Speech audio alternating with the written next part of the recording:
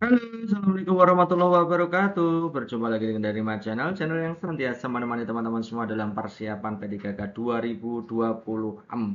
Oke teman-teman, kali ini dari My Channel akan memberikan video berupa kumpulan soal-soal P3K guru tentunya full SJT ya teman-teman. Karena memang soal-soalnya adalah SJT, bukan soal yang menguji konten atau materi, tapi khusus untuk P3K 2024 ini menggunakan full SJT atau Situational Judgment Test, tes penilaian situasi. Nanti teman-teman akan dihadapkan berbagai kasus di pembelajaran, diminta untuk menentukan tindakan yang tepat gitu ya teman-teman ya. Oke, tanpa berlama-lama silahkan simak sebegitu panjang video kita ini gitu ya. Selamat belajar teman-teman. Berikutnya adalah soal SJT teman-teman ya. Kita mulai saja. Anda baru saja menghadiri sebuah workshop tentang metode pengajaran inovatif yang dapat meningkatkan partisipasi peserta didik dalam pembelajaran. Namun ketika mencoba menerapkan metode tersebut di kelas, Anda menemukan bahwa tidak semua peserta didik merespon dengan baik. Sebagai seorang guru yang berkomitmen untuk menggunakan cara adaptif dalam mengembangkan diri demi meningkatkan pembelajaran yang berpusat pada peserta didik. Nah, teman-teman, soal ini menguji tentang sebenarnya soal-soal SJT itu hubungannya dengan kepribadian dan kompetensi sosial guru gitu ya. Kalau kepribadian hubungannya dengan kemampuan reflektif, kalau kompetensi sosial hubungannya bagaimana guru itu bisa mengkolaborasikan antar berbagai pihak gitu ya. Nah, contoh ini juga sama. Ini soal ini sebenarnya uh, kayak apa itu menguji guru dalam kompetensi sosial gitu ya. Nanti kunci jawabannya teman-teman bisa lihat itu yang memberikan pelibatan paling banyak atau yang memberikan kolaborasi terbanyak gitu ya. Kita lihat opsi A, mengumpulkan umpan balik dari peserta didik mengenai metode pengajaran Anda, merencanakan pengembangan diri berdasarkan umpan balik. Nah, jadi mengkombinasikan antara sosial dengan kepribadian, refleksi juga kolaborasi, berkolaborasi untuk melakukan refleksi. Ini bagus bagus bagus sekali gitu ya. Ya, B mengajak peserta didik untuk melakukan refleksi bersama. Oke, good. Ya, kalau yang A tadi kan pelibatannya hanya mengumpulkan umpan balik, kemudian merencanakan pengembangan dirinya tidak melibatkan peserta didik secara langsung, hanya dilihat dari umpan baliknya kan. Yang B itu mengajak peserta didik merefleksi bersama, kemudian berdiskusi bersama yang ditingkatkan dalam proses pembelajaran kira-kira apa. Yang B ini lebih banyak pelibatannya. Yang C mengabaikan tidak mungkin, yang D membaca literatur. Kalau tahapannya masih membaca, mencari, berusaha, itu pasti skornya tidak maksimal teman-teman ya. Kita sudah pernah memberikan trik di pertemuan-pertemuan yang lalu tentang L1, L2, L3 ya. L0 juga ya. Kalau masuk di membaca literatur itu masuknya di L2B gitu ya, L2B. Yang E menyusun rencana pengembangan diri berdasarkan hasil refleksi Anda sendiri. Jadi ini tanpa melibatkan, jadi lebih jelek lagi. Jadi skor terbaiknya pasti opsi B, kemudian baru A, gitu ya teman-teman ya. Jadi B ini masuk skor terbaiknya. Skor 5-nya ada di B.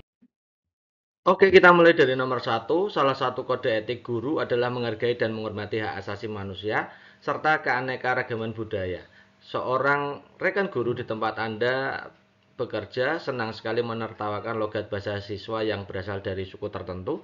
Sebagai rekan yang mendalami prinsip etika guru Indonesia, yang bisa Anda lakukan adalah, oke, kita langsung saja cari jawaban terbaiknya ya, yang kira-kira memberikan skor terbaik gitu ya. Kita lihat opsi A, melaporkan sikap tidak etis tersebut kepada kepala sekolah. Jadi ini kalau melaporkan ke kepala sekolah, memindahkan tanggung jawab, berarti masuknya di level 1. Jadi tidak mungkin itu ya. Yang kedua, menegur secara personal, mengajak rekan guru tersebut untuk kembali ke wadah kode etik. Ini good, bagus sekali jawaban B ini. Yang C, membalas menirukan logat. Ini membalas itu berarti tidak paham, masuknya level 0 gitu ya teman-teman ya. Yang D, membiarkan sikap rekan guru tersebut karena bukan urusan kita. Pembiaran juga L0B gitu ya. Menegur rekan guru tersebut dengan kasar agar jeda dan tidak mengulangi hal tersebut lagi. Itu lebih baik daripada membiarkan. Ini masih juga L0 juga. Maka jawaban terbaiknya pasti opsi B. Nomor berikutnya, Pak Rio mendapati di sekolah tempat mutasi rekan kerjanya tidak ramah dan suka mengusik. Suatu hari rekan sesama guru tersebut membicarakan hal-hal buruk tentang Pak Rio di belakangnya. Dan Pak Rio mendengar hal tersebut. Jika menjadi Pak Rio, maka yang akan Anda lakukan adalah Ya, kita langsung aja lah analisis jawabannya gitu ya. A melaporkan perbuatan. Nah, kalau melaporkan perbuatan masuknya di level 1. Yang B menegur secara personal, mengajak rekan tersebut bicara dari hati ke hati, goods ya. Yang C menegur kasar itu level 0 ya, level tidak paham, L0C kelihatannya ya.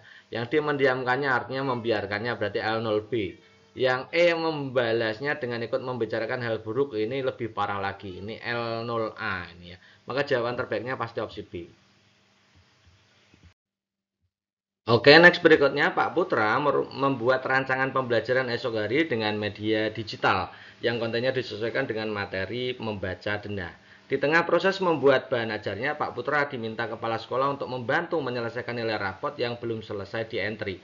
Jika saya sebagai Pak Putra, maka yang akan saya lakukan adalah A. Memutuskan menyusun konten media digital materi membaca denah sebagai prioritas karena merasa bahwa konten media digital materi membaca denah merupakan bagian penting dalam perangkat pembelajaran, sedangkan tugas mengentri raport bisa dikembalikan ke kepala sekolah. Ini juga tidak benar karena dua-duanya kita sebagai anak buah dan kita sebagai pengajar, dua-duanya adalah kewajiban gitu ya. Jadi A ini salah. Yang B memutuskan untuk merespon tugas mengentri raport tersebut karena diminta langsung oleh kepala sekolah dan berpikir bahwa penyusunan konten media digital materi membaca denah untuk peserta didik bisa dibatalkan. Ini juga tidak benar karena yang kedua ini dibiarkan gitu ya. Yang C memutuskan meminta bantuan orang lain untuk mengentri nilai rapot. Nih meminta bantuan orang lain jelas salah gitu ya. Yang D memutuskan menyusun konten media digital materi membaca denah sebagai prioritas karena merasa bahwa membuat konten media digital materi denah merupakan salah satu tugas utamanya sebagai pendidik dalam mendesain pembelajaran efektif bermakna menyenangkan. Sedangkan mengentri rapot bisa dikerjakan di waktu jeda. Ini dua-duanya. Ini karena dua-duanya dipenuhi maka opsi D ini kira-kira yang paling tinggi ya gitu ya teman-teman. Nomor berikutnya, sebagai pengelola dana BOS, Bu Ana diminta oleh kepala sekolah membuat kwitansi kosong. Belakang Bu Ana tahu bahwa kepala sekolahnya membeli laptop baru dan menggunakan kwitansi kosong yang pernah dibuatnya untuk kegiatan yang sebenarnya tidak pernah ada. Yang akan Anda lakukan jika Anda menjadi Bu Ana adalah titik-titik. Jadi ini Bu Ana ini apa namanya itu? Ternyata diajak ya, atau dihadapkan pada situasi yang memerlukan integritas gitu ya. Yang A kita lihat ya, merasa menyesal. Oke, good. Menyampaikan kepada kepala sekolah ketidaknyamanan yang dirasakan atas praktek tidak baik tersebut. Oke, dua-duanya bagus nih ya. Yang B membiarkan tidak mungkin ya. Yang C membuat tulisan lepas di media sosial ini juga tidak tepat. Yang D membicarakan dengan sesama kolega guru ini juga tidak tepat juga. Karena harus berbuat apa yang di tengah situasi tidak benar ini. Jadi ini tidak benar juga yang D. Yang E menyesal telah menuruti perintah kepala sekolah. Tanpa mencoba melakukan sesuatu ini juga salah. Yang A yang paling benar berarti teman-teman ya.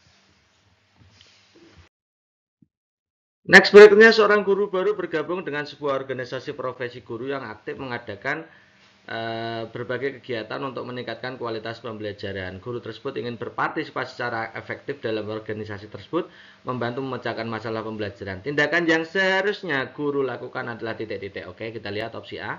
Menghadiri setiap pertemuan dan kegiatan organisasi, menawarkan diri untuk menjadi pemimpin dalam proyek-proyek membutuhkan penyelesaian masalah. Ini good yang A.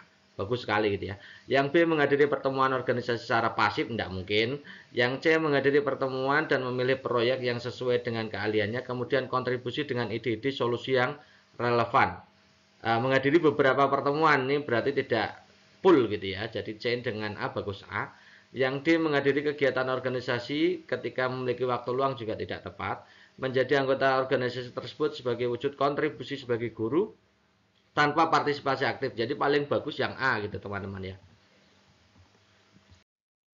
Next kita masuk ke nomor berikutnya. Seorang guru menyadari bahwa beberapa peserta didik mengalami kesulitan dalam mengikuti pembelajaran karena kurangnya dukungan pembelajaran di rumah. Guru tersebut ingin membantu orang tua agar dapat lebih efektif mendukung pembelajaran anak-anak mereka di rumah. Tindakan yang seharusnya guru lakukan ini tentang bagaimana kita mengkolaborasikan antara tugas orang tua dengan tugas guru gitu ya teman-teman ya. Langsung kita lihat opsi pilihan gandanya. A. Menyusun modul pembelajaran yang bisa diakses oleh orang tua secara online tanpa adanya komunikasi langsung. Ini ada kata-kata tanpa, ini berarti bukan gitu ya. Yang B. Mengadakan pertemuan rutin dengan orang tua, memberikan panduan dan strategi pembelajaran di rumah. Oke. Mendengarkan umpan balik mereka, ini good. Yang B ini bagus sekali.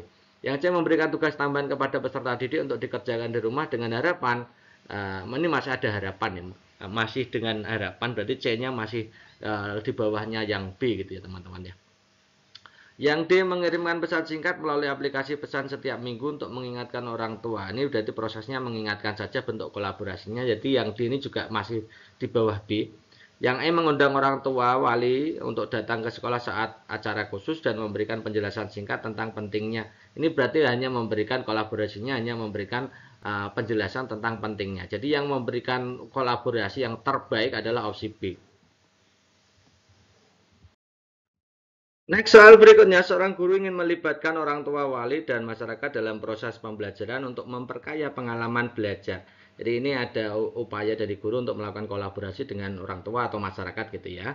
Kemudian membuat pembelajaran lebih berpusat pada peserta didik. Oke, tindakan yang seharusnya guru lakukan adalah, langsung kita analisa saja. Yang A, mengundang orang tua wali untuk datang ke kelas hanya saat acara-acara tertentu. Ya, ini ada kata-kata hanya saat acara-acara tertentu. Ini berarti kurang ya. Kemungkinan A ini bukan gitu ya. Yang B, menyusun modul pembelajaran yang sepenuhnya disusun oleh guru, kemudian diminta orang tua untuk memastikan anak-anak mereka menyelesaikan. Jadi ini tidak ada kolaborasi yang B ini. Yang C, mengirimkan survei kepada orang tua untuk mengetahui minat mereka dalam partisipasi dalam pembelajaran, namun tidak menindaklanjutinya. Ini jelas C salah. Yang D, mengadakan sesi wawancara dengan orang tua, memahami keahlian dan pengalaman mereka yang bisa di bagian kelas, lalu menyusun jadwal kunjungan atau sesi berbagi kelas. Oke, ini good sekali yang D ini. Yang E, menyusun program pembelajaran melibatkan proyek-proyek berbasis komunitas, namun tidak berkonsultasi. Nah, ini tidak ada konsultasi berarti jelek gitu ya. Maka jawaban terbaiknya pasti opsi D. Next, selanjutnya seorang guru di sekolah Anda mengamati bahwa hasil belajar peserta didik dalam mata pelajaran tertentu menurun secara signifikan. Sekolah memutuskan untuk membentuk tim kerja yang terdiri dari beberapa guru untuk mencari solusi dan strategi yang dapat meningkatkan hasil belajar peserta didik. Inisiatif yang seharusnya Anda berikan untuk mencapai tujuan bersama dalam peningkatan pembelajaran adalah titik-titik. Jadi apa yang Anda lakukan dalam kerja tim tersebut, memberikan inisiatif seperti apa gitu ya. Kita lihat opsi A. Menunggu instruksi, jelas salah gitu ya. Tidak usah dibaca lebih lanjut kalau menunggu instruksi gitu ya. Yang B, mengusulkan untuk mengadakan rapat mingguan, ini bentuknya usul gitu ya. Rapat mingguan guna membahas kemajuan, tantangan yang dihadapi, serta ide-ide baru untuk meningkatkan pembelajaran. Ini hanya memberikan usul. Usul itu masuknya di L1. L1 ya. L1C kelihatannya. Yang C, menyusun rencana pembelajaran individu, menerapkannya di kelas sendiri tanpa melibatkan. Ini berarti tidak kolaborasi yang C. Yang D, mengumpulkan data dari peserta didik melalui survei wawancara untuk memahami penyebab menurunnya hasil belajar. Jadi ini melakukan analisis dulu, membagikan temuannya tersebut kepada tim, ini berbagi. Jadi masuknya di L4 ya teman-teman. Ini bagus sekali D ini. E, memberikan masukan hanya ketika diminta, ini jelas salah gitu ya. Maka jawaban terbaiknya opsi D. Oke, next berikutnya, seorang guru menyadari bahwa beberapa peserta didik di kelasnya mengalami kesulitan dalam memahami materi pelajaran, kurang partisipasi aktif dalam pembelajaran. Guru tersebut ingin meningkatkan interaksi aktif dan empatik dalam kelas untuk memastikan pembelajaran yang terpusat pada peserta didik. Tindakan yang harusnya diambil oleh Anda jika menjadi guru tersebut adalah titik-titik. Oke, kita lihat opsi A. Memberikan tugas kelompok, mendorong kolaborasi antar peserta didik, aktif berkeliling, memberikan bantuan dorongan saat diperlukan. Yes, ini good sekali yang A. Yang B, memberikan kuis singkat di awal. Ini baru tahap awal, berarti bukan. Menambahkan sesi tanya jawab di akhir setiap pelajaran, memberi poin tambahan. Ini juga tindakan tapi masih di bawahnya A. Mengatur waktu khusus di luar jam pelajaran juga masih di bawahnya A. Ya. Karena A ini levelnya di level L4 ya teman-teman. Menggunakan metode ceramah, memberikan contoh praktis, ini juga di bawahnya level 4. Yang level 4 yang A gitu ya teman-teman. Kalau kita amati berarti level tertingginya di opsi A, maka jawaban terbaiknya A. Oke, next berikutnya, seorang guru mengamati bahwa beberapa peserta didik sering terlibat dalam kegiatan bermain yang berisiko saat istirahat, seperti memanjat pagar dan berlari di sekitar area yang licin. Guru khawatir hal tersebut dapat membahayakan keselamatan mereka. Tindakan yang seharusnya guru lakukan untuk menerapkan kepedulian terhadap keselamatan dan keamanan peserta didik. Oke, kita langsung analisa saja jawabannya. Yang A, mengarahkan peserta didik untuk bermain di area yang aman, memperkenalkan permainan alternatif yang lebih aman dan menyenangkan. Ini good, bagus sekali gitu ya. Yang B mengabaikan kegiatan tersebut, tidak mungkin jawabannya B. Yang C mengarahkan peserta didik untuk bermain di area yang aman, memperkenalkan permainan alternatif yang lebih aman dan menyenangkan. Ini sama dengan opsi A nih, kebetulan ya teman-teman ya. Ini yang benar yang mana? A dan C ini dua-duanya sama ya. Mengadakan pertemuan dengan orang tua peserta didik untuk diskusi kekhawatiran tentang keselamatan, meminta mereka memberitahu anak-anak, berarti ini melemparkan tanggung jawab kepada orang tua.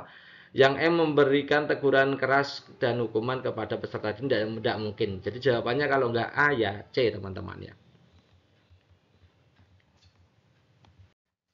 Next berikutnya, setelah mengajar 1 semester, Anda menyadari bahwa beberapa metode pengajaran yang Anda gunakan tidak memberikan hasil yang maksimal bagi perkembangan peserta didik. Anda ingin meningkatkan efektivitas pengajaran Anda di semester berikutnya. Bentuk refleksi perencanaan kebutuhan pengembangan diri yang berpusat pada peserta didik yang mana? Oke, kita lihat opsi A, merefleksikan diri sendiri atas hasil yang kurang memuaskan, mencoba menemukan metode pengajaran baru tanpa melibatkan peserta didik. Ini salah itu ya, tanpa melibatkan.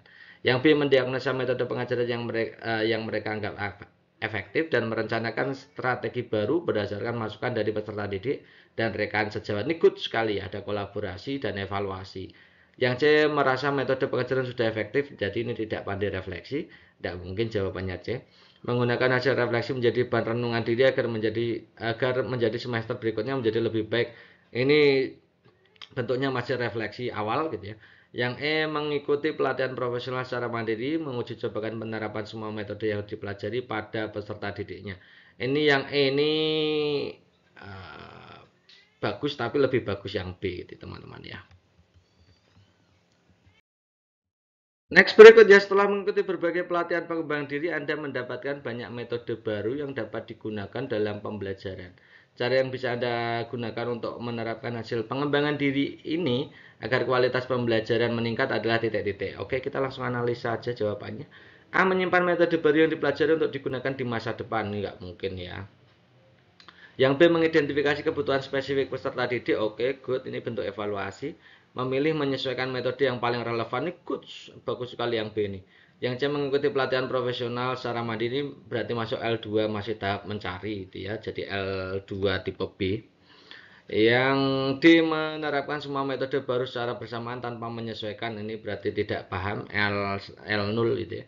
Memilih beberapa metode yang dianggap paling inovatif dan menerapkannya di kelas tanpa melakukan evaluasi. Ini L2 tapi tanpa evaluasi gitu ya teman-teman. Jadi jawaban terbaiknya pasti opsi B. Next berikutnya, seorang guru sedang mengajar di kelas dan mendapati seorang peserta didik yang terus-menerus mengganggu proses pembelajaran. Guru tersebut tahu bahwa peserta didik ini memiliki masalah di rumah yang mempengaruhi perilakunya di sekolah. Sebagai guru yang ingin menerapkan makna tujuan pandangan hidup berdasarkan prinsip moral dan keyakinan terhadap Tuhan Yang Maha Esa, tindakan yang sebaiknya Anda lakukan jika menjadi guru tersebut adalah titik-titik. Oke, kita lihat A. Mengajak peserta didik tersebut berbicara secara pribadi setelah kelas selesai, memahami masalah yang dihadapi, mencari solusi bersama. Ini good sekali. Ini kemungkinan besar jawabannya A. Yang B, meminta peserta didik tersebut untuk keluar dari kelas sejenak untuk merenungkan perbuatannya. Ini berarti mengusir sementara ya. Jadi B ini kurang ya. Yang C, memberi teguran keras, jadi tidak mungkin. Yang D, menyampaikan perilaku peserta didik tersebut kepada kepala sekolah, jadi pelimpahan tanggung jawab, tidak mungkin. Yang E, memaklumi, tidak mungkin lagi. Maka jawaban terbaiknya pasti opsi A. Next berikutnya, Anda adalah seorang guru di sebuah sekolah dasar. Suatu hari Anda mengetahui bahwa salah satu rekan kerja Anda yang juga guru memberikan nilai yang tidak adil kepada beberapa peserta didik karena alasan pribadi. Berarti ini pelanggaran etik ya. Anda tahu bahwa tindakan ini melanggar kode etik guru. Sebagai rekan guru kerja sekaligus guru, yang harus Anda lakukan untuk menangani situasi ini kira-kira apa? Oke, kita lihat yang A. Mengabaikan masalah ini tidak mungkin. Yang B, mengumpulkan bukti-bukti, melaporkan rekan kerja tersebut secara anonim ke komite etik sekolah. Ini juga tidak mungkin dia. Yang C, mengajak rekan kerja tersebut berbicara secara pribadi untuk memahami alasannya, menasihatinya agar memperbaiki nilai peserta didik sesuai dengan kinerja mereka. Oke, good nih yang C. Yang D, mendiskusikan masalah ini kepada kepala sekolah, jadi tidak mungkin ada pelibatan orang lain ya, pihak lain tidak mungkin. Yang E, menegur rekan kerja tersebut secara langsung di depan guru-guru lain, ini mempermalukan juga, ini tidak mungkin. Maka jawaban terbaiknya opsi C, kelihatan sekali ya. Next berikutnya, Pak Yoga sebagai guru menemukan kebiasaan yang kurang tepat dilakukan oleh salah seorang peserta didiknya. yaitu tidak mencatat penjelasan dan mengganggu aktivitas teman sebangkunya karena dia mengalami gangguan penglihatan sehingga kesulitan dalam mengikuti pembelajaran dibandingkan teman lainnya. Kira-kira langkah awal apa yang Anda lakukan ya? Yang A, memberikan kesempatan memperoleh pengalaman bersama kepada peserta didik yang mengalami kesulitan, menanyakan perihal kesulitan yang dialami, dan guru memberikan kemudian pada peserta didik tersebut. Ini berarti ada respon terhadap permasalahan siswa tersebut, gitu ya. Bagus ini ya. Yang B, menciptakan iklim lingkungan yang sehat antara guru peserta didik dan antar peserta didik. Dan ini tidak, kalau yang A tadi ada proses evaluasinya, kalau yang B kan masih bersifat abstrak jawabannya, menciptakannya tindakannya apa tidak jelas gitu ya. Yang C, meminta peserta didik lain untuk membantu teman yang kesulitan dalam melihat serta ada bantuan dari kepala sekolah. Ini berarti melibatkan kepala sekolah juga, jadi melaporkan ini kurang ya teman-teman ya. Yang D, meminta guru lain untuk mendampingi, ini juga kurang karena faktor utamanya tadi masalah jarak pandang saja ya. Yang E, memberikan kesempatan kepada peserta didik untuk mendiskusikan aspirasinya, ini juga kurang, jadi tidak merefleksi berdasarkan hasil pengamatan. Yang A ini yang paling bagus ya teman-teman. Oke teman-teman, sebelum kita melanjutkan ke indikator berikutnya, teman-teman bisa mendapatkan semua jenis soal seperti yang kita bahas ini pada ebook yang terbaru dari My Channel, ebook PPPK Guru 2024 sesuai kisi-kisi resmi yang 39 itu, tapi sudah kita pecah ya dari kompetensi teknis yang 39 itu sebenarnya diambil disarikan dari peraturan Dirjen GTK nomor 2626 teman-teman. Jadi yang 39 itu sebenarnya intisari dari per Dirjen GTK nomor 2626. Silakan teman-teman cek di situ. Kita sudah pernah bahas di video sebelumnya bahwa 39 indikator ini ambil dari per Dirjen GTK nomor 2626. Nah, kompetensi teknis, manajerial, sosiokultural, wawancara semuanya sudah ada di ebook ini. Kemudian jika teman-teman berminat, teman-teman bisa menghubungi chat WA yang saya sudah sampaikan di sini ya. Harganya 50.000. Silakan teman-teman pesan untuk bahan persiapan yang tentunya tidak lama. Kalau hanya mengandalkan video kurang ya teman-teman, kurang lengkap di situ. Kalau pakai ebook tuh lengkap sekali gitu ya teman-teman ya. Oke. Anda adalah seorang guru yang bergabung dalam sebuah komunitas KEG atau KKG, sering mengadakan diskusi proyek kolaboratif untuk memecahkan berbagai masalah pembelajaran yang dihadapi anggotanya. Anda ingin berpartisipasi aktif dan memberikan kontribusi yang bermakna dalam organisasi tersebut. Kira-kira langkah apa yang paling tepat dalam berpartisipasi bagi Anda gitu ya, dalam organisasi profesi itu? Yang A, melaporkan perbuatan rekan tersebut kepada kepala sekolah. Ini tidak cocok ya teman-teman ya. Jadi ada nanti teman-teman akan menemui soal-soal narasi soalnya apa, pilihan gandanya apa. Jadi kalau ada soal seperti ini fokus saja ke pilihan ganda. Yang A, melaporkan perbuatan rekan. Kalau proses melaporkan berarti masuknya di L1C kelihatannya gitu ya. Menegur secara personal, mengajak rekan tersebut untuk bicara dari hati ke hati, ini good sekali ya. Mengingatkan ya. Yang C, menegur dengan kasar tidak mungkin, mendiamkan tidak mungkin, membalas tidak mungkin. Jadi jawaban terbaiknya opsi B. Sebagai seorang guru, Bu Risa akan mempersiapkan materi peristiwa alam. Bu Risa hanya akan memberikan tugas kepada peserta didik agar tidak terlalu lama menerangkan pembelajaran dan selesai lebih awal. Nah, pendekatan empatik apa yang dilakukan jika Anda menjadi Bu Risa? Kira-kira apa? Nah, ini juga sama teman-teman. Opsi pilihan gandanya dengan soalnya tidak sama sama sekali. Ya, kita lihat opsi A, merasa menyesal dan menyampaikan kepada kepala sekolah ketidaknyamanan ini. Kelihatannya tidak match antara narasi soal dengan opsi pilihan gandanya. Kita langsung aja ke opsi pilihan gandanya ya. Merasa menyesal ini kelihatannya sudah pernah kita bahas ya. Merasa menyesal dan menyampaikan kepada kepala sekolah ketidaknyamanan yang dirasakan atas praktik tidak baik tersebut. Oke, good. Ini integritasnya tinggi. Ini masuk di kompetensi kepribadian ya, tentang etika. Membiarkan saja, kalau membiarkan saja tidak mungkin. Membuat tulisan lepas di media sosial, nih maksudnya di L1 ya, L1 pemahaman, tapi pengalih pindahan tanggung jawab gitu ya. Yang dia membicarakan dengan sesama guru tidak mungkin juga. Yang M, menyesal telah menuruti perintah kepala sekolah tanpa mencoba melakukan sesuatu juga tidak mungkin. Maka jawaban terbaiknya opsi A. Anda sedang mengajar di kelas yang terkenal dengan beberapa peserta didik yang sulit diatur. Pada suatu hari, salah satu peserta didik melakukan tindakan yang sangat tidak sopan mengganggu jalannya pelajaran. Sedangkan Anda diburu waktu untuk menyelesaikan materi hari ini. Sebagai seorang guru yang dituntut untuk merespon skala prioritas dan sesuai dengan kode etik guru, kira-kira apa yang Anda lakukan? Ini ada gangguan. Kira-kira apa yang dilakukan? Jadi kalau ada soal seperti ini, maka hentikan gangguan itu secepat mungkin. Dihentikan dulu, kemudian baru mengurusnya nanti gitu ya. Yang penting itu gangguannya itu bisa dihentikan sehingga pembelajaran bisa lebih lancar gitu ya. Yang A, memaklumi tindakan peserta tersebut melanjutkan pelajaran karena tidak ingin merusak suasana kelas lebih lanjut. Ini berarti membiarkan ya, proses pembiaran. Memaklumi maksudnya di L1A. Mengambil napas dalam-dalam, menenangkan diri, kemudian berbicara dengan peserta didik tersebut secara pribadi setelah kelas selesai. Nah, selama kelas berjalannya bagaimana kalau tetap mengganggu gitu ya. Itu memang B itu kemampuan guru dalam menahan emosi, mengelola emosi, good, bagus sekali. Ini juga skornya tinggi, tapi apa namanya itu ketepatan dalam mengambil langkahnya kurang. Yang C, melaporkan tindakan tersebut kepada kepala sekolah, ini masuk di L1C, berarti tidak mungkin itu jawaban yang skornya paling tinggi. Yang D, menegur peserta didik tersebut dengan kelas di depan seluruh kelas, itu berarti memang menghentikan, tapi itu kesalahan pemahaman. Itu masuknya di L0A, justru perbuatan yang salah atau keliru. Yang D, menghentikan pelajaran, meminta peserta didik tersebut untuk keluar kelas sejenak, melanjutkan pelajaran dengan peserta didik lain setelah kelas selesai, baru didiskusikan dengan perilakunya. Oke, good, ini bagus sekali ya. Jadi memisahkan dulu sumber permasalahannya, kemudian didiskusikan. Ini sangat etis, menahan emosi. Yang E ini good, bagus sekali, lebih bagus daripada B.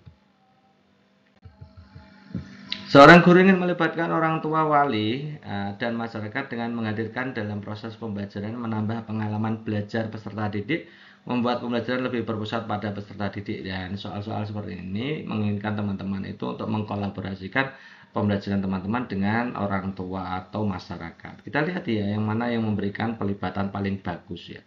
Yang A, mengadakan sesi wawancara survei kepada orang tua untuk menemukan profesi keahlian, pengalaman mereka dalam program Parent Goes to School, lalu menyusun jadwal kunjungan. Ikut sekali, sangat melibatkan yang A ini. Yang B, mengirimkan Google Form kepada wali kelas atau orang tua atau wali murid untuk mengetahui masukan mereka. Ini berarti yang diinginkan hanya masukan, tapi kegiatannya tidak dilibatkan. Yang A lebih dilibatkan kegiatannya melalui Parent Goes to School ya. Yang A lebih bagus dari yang B. Yang C, menyusun bahan ajar yang sepenuhnya disusun oleh guru, berarti tidak melibatkan, jadi kurang bagus yang A berarti ya. Menghadirkan orang tua wali untuk datang ke kelas hanya saat-saat acara tertentu, jadi ada keterbatasan di situ. Lebih bagus yang A gitu ya. Menyusun program pembelajaran berbasis profesi orang tua namun tidak berkonsultasi, berarti ini pelibatannya ada batasannya, berarti yang A lebih bagus. Gitu jawabannya. Pak Afif adalah seorang guru di sekolah dasar yang sangat dihormati dan mempunyai integritas tinggi. Tapi Anda mengetahui bahwa Pak Afif melakukan tindakan yang tidak moral, tidak bermoral, telah merusak reputasi sekolah. Kira-kira solusi yang Anda berikan ya tidak diketahui oleh pihak luar, kira-kira apa? Kalau yang A, berbicara langsung dengan guru yang bersangkutan secara pribadi, menasihatinya untuk mengakui kesalahan serta memperbaiki tindakan. Ikut bagus ya. Yang B, berbicara langsung dengan guru yang bersangkutan, mendiskusikannya dengan seluruh staf, menemukan solusi terbaik. Ini berarti menyebarkan isu ke seluruh staf gitu ya. Yang C, melaporkan tindakan tidak etis tersebut kepada kepala sekolah tanpa memberitahu guru yang bersangkutan untuk memastikan reputasi sekolah tetap terjaga. Ini lebih bagus daripada yang A. Yang D, mengumpulkan bukti lebih lanjut sebelum mengambil tindakan apapun untuk memastikan bahwa Anda memiliki cukup dasar untuk melaporkannya. Ini berarti tindakannya masih dalam tahap mengumpulkan bukti. Yang membiarkan tindakan tersebut tidak mungkin ya. Jadi jawabannya kalau tidak A, C. Nah, kalau kita lihat ini yang lebih bagus yang C. Anda baru saja menghadiri sebuah workshop tentang metode pengajaran inovatif yang dapat meningkatkan partisipasi peserta didik dalam pembelajaran. Namun ketika mencoba menerapkan metode tersebut, Anda menemukan bahwa tidak semua peserta didik merespon dengan baik. sebagai salah seorang guru yang berkomitmen untuk menggunakan cara adaptif dalam mengembangkan diri demi meningkatkan pembelajaran yang berpusat pada peserta didik, kira-kira tindakan apa yang Anda lakukan? Oke, kita lihat ya.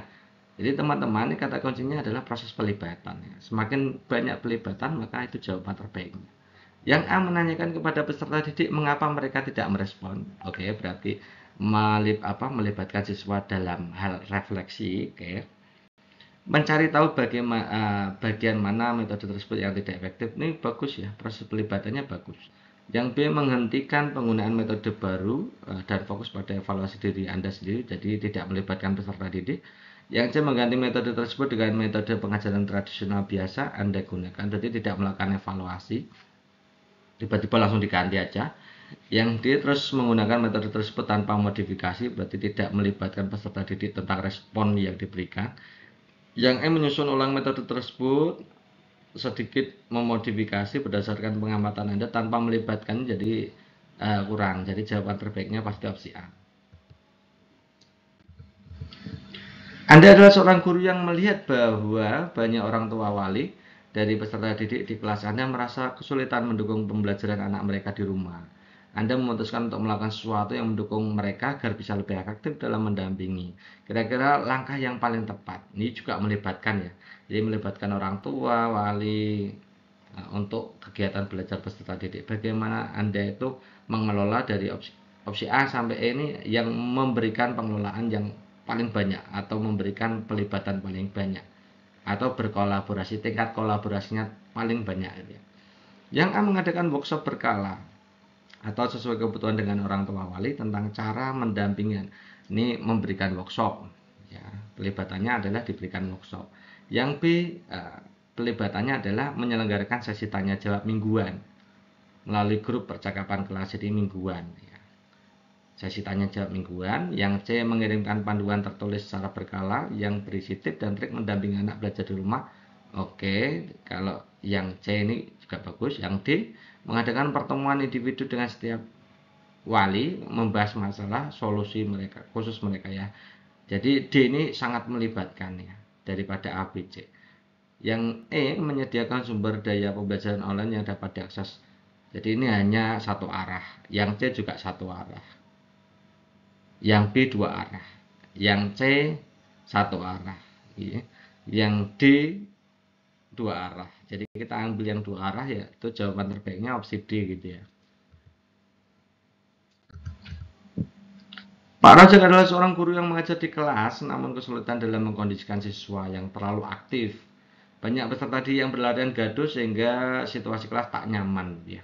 Jika Anda sebagai Pak Rojak, kira-kira agar kondisi kelas itu kondusif lagi tanpa memberikan punishment, kira-kira apa yang dilakukan? Yang A mengabaikan perilaku buruk peserta didik, fokus seterusnya. Kalau ada kata-kata mengabaikannya jelas buang aja, itu bukan jawaban terbaiknya pasti. Yang B mengatur tempat duduk peserta didik, memisahkan mereka yang sering membuat gaduh di kelas sehingga mengurangi gangguan kelas. Ini bagus, berarti pengaturan tempat duduk ya. Yang C tetap memberikan hukuman ya, kalau tetap memberikan hukuman padahal tadi soalnya itu tidak tanpa ingin memberikan punishment gitu ya. Yang D menggunakan pendekatan empatik dengan cara berbicara secara individu kepada peserta didik yang sering mengganggu, menanyakan apa yang mereka membuat tidak nyaman, cari solusi bersama. Ini pelibatannya bagus yang D. Kalau yang B itu tadi hanya kondisional, pengaturan kondisi. Yang D ini melibatkan peserta didik untuk mencari solusi bersama. D bagus ya, lebih bagus yang D. Menyusun peraturan kelas bersama-sama dengan peserta didik, meminta mereka partisipasi dalam menentukan konsekuensi, memastikan setiap peserta didik merasa didengar, dihargai. Lebih bagus lagi yang E ternyata. Ya, jadi jawaban terbaiknya pasti opsi E. Pelibatannya sangat banyak sejak pembuatan peraturan sampai menentukan konsekuensi, kemudian keinginan mereka, aspirasi mereka tetap diserap.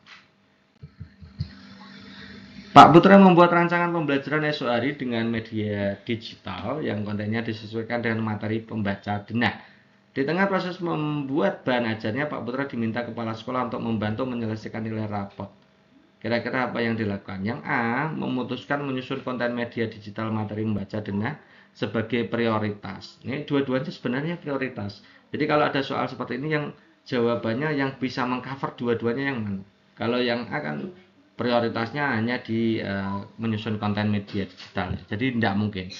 Yang B memutuskan untuk merespon tugas mengentry rapot karena diminta langsung oleh kepala sekolah, berpikir bahwa penyusunan konten media digital materi membaca denah untuk peserta dibatalkan, jadi salah satu dikorbankan juga tidak mungkin.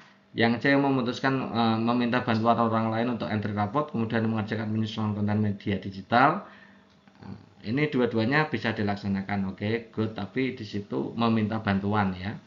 Kita cari yang lain dulu. Kalau meminta bantuan biasanya bukan jawaban itu yang terbaik. Memutuskan menyusun konten media digital materi membaca denah sebagai prioritas, oke. Merasa bahwa membuat media konten digital itu termasuk tugas utama guru gitu ya. Kemudian di situ mengentry nilai rapot bisa dikerjakan di waktu jeda. Itu juga dua-duanya dilaksanakan. C, D. Ini lebih bagus D ya. Yang E memutuskan mengentry rapot sebagai prioritas karena merupakan tugas langsung dari kepala sekolah. Sedangkan membuat perangkat pembelajaran berupa bahan ajar diganti dengan hanya menggunakan buku pegangan ini juga salah. Ya, jadi ada yang dikorbankan. Yang dikorbankan A, B, D dikorbankan. Kalau C itu dua-duanya bisa dilaksanakan, D juga dilaksanakan, tapi yang C itu minta bantuan orang lain. Maka jawaban terbaiknya pasti opsi D. Berdasarkan hasil analisis diagnostik asesmen, ditemukan siswa heterogen kemampuannya. Anda sebagai seorang guru mengamati selama proses pembelajaran berlangsung terdapat 3 kelompok. Ya, pandai, sedang, kurang. Kira-kira tindakannya apa? Ini sudah pernah kita bahas ya, yang jawabannya saling asah, saling asih, saling asuh gitu ya. Kita lihat opsi pilihan gandanya yang ada saling asah, saling asih, saling asuh yang mana ini? Oke, yang C ini teman-teman ya. Nanti kalau ada soal seperti ini jawab aja yang C. Asah, asih, asuh gitu ya. Kemudian guru mendampingi atau memfasilitasi setiap kelompok secara menyeluruh. Pak Rio mendapati di sekolahnya tempat mutasi rekan kerjanya tidak ramah dan suka mengusik. Jadi ada teman mutasi rekan kerja tidak ramah suka mengusik. Oke. Suatu hari rekan kerja sama guru tersebut membicarakan hal-hal buruk tentang Pak Rio di belakangnya dan Pak Rio mendengar hal tersebut. Jika menjadi Pak Rio, kira-kira apa yang Anda lakukan? Ya.